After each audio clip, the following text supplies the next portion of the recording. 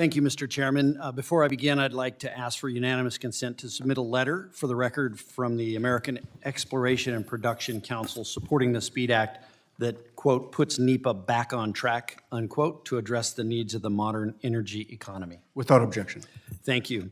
I heard Mr. Glicksman say, I think I'm quoting it pretty closely, it's not the time to reform NEPA. NEPA was passed 55 years ago. So I guess I'd ask, when is a good time? China is not held back by NEPA. In fact, I would guess that, I'd almost guarantee that somewhere in the world, either now or in the next couple of hours, there'll be a couple of Chinese agents going through and noting everything that was said in this hearing, because they think everything is warfare against the United States, and they know that we use NEPA. There are people here in America who use NEPA to hold back projects, and that's the reason some don't like the SPEED Act. That's the dirty little secret here, is that they use NEPA to stop the projects. There, I said it out loud. But look, Colorado is home to minerals and energy resources necessary to power America's future economy. And as the fourth largest oil-producing state, responsible for nearly 4% of the total U.S. crude output, and with vast deposits of critical minerals and rare earths, Colorado is uniquely positioned.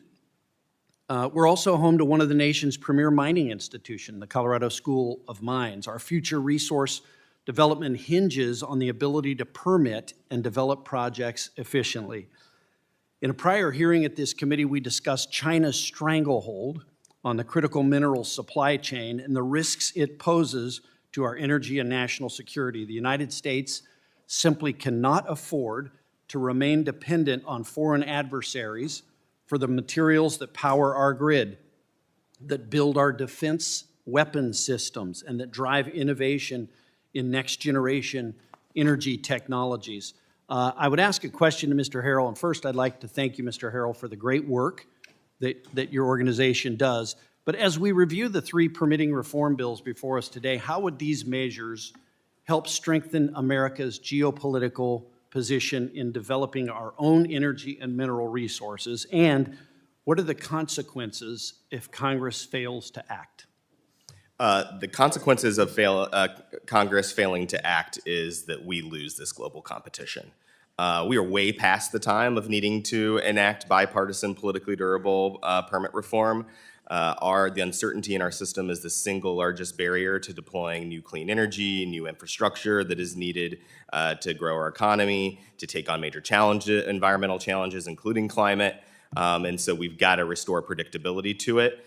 And I would argue that the Supreme Court, the uncertainty around different political dynamics, as well as these urgent challenges make it even more pressing that Congress act in a bipartisan and a politically durable way that sets the permitting process that we know we need to compete today and for the next 20 years. So the central focus of this committee is clear. How do we modernize permitting? How do we make it more efficient, and how do we reduce unnecessary delays? We often talk about the lack of agency coordination and duplicative reviews in the NEPA process.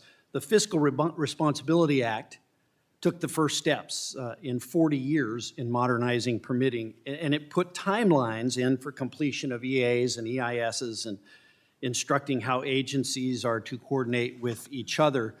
The E-Permit Act would approach modernizing permitting from a technological standpoint. And Mr. Harrell, I'd ask you, how can an online platform ensure agencies can meet the deadlines set in the FRA?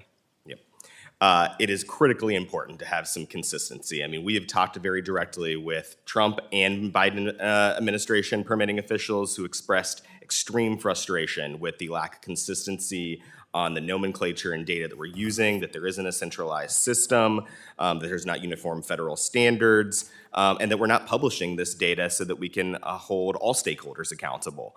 And so I think this is a no regrets move to more modernize our permitting system, and I think we'll see significant benefits from it across the permitting structure. Thank you, Mr. Harrell. I appreciate it. Mr. Chairman, thank you. I yield back.